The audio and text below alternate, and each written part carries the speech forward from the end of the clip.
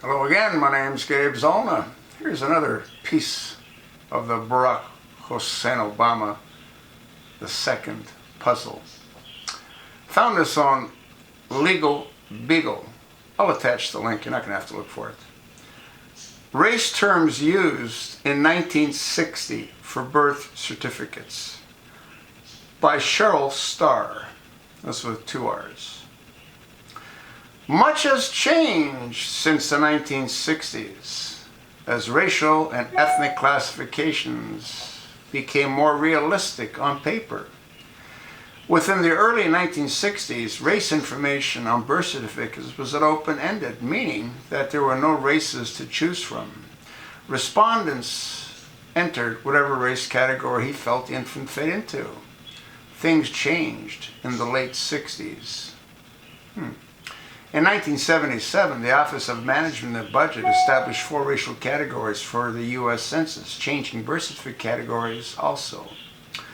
White. White or Caucasian is one of the 4 racial classification options in 1977.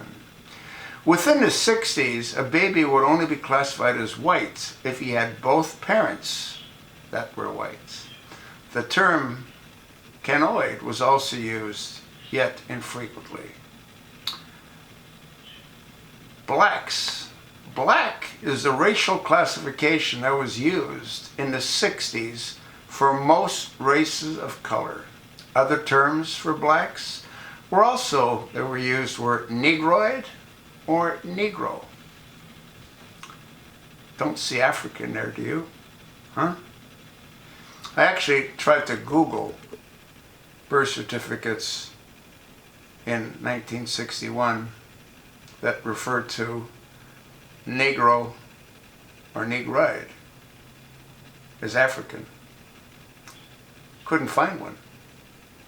Couldn't find one because one didn't exist. Obama's didn't exist.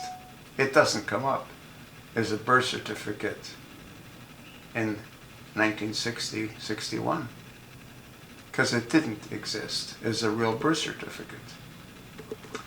American Indian or Alaskan Native, Pacific Islander or Asian. Some other races that didn't seem to fit into the categories fell into the other category.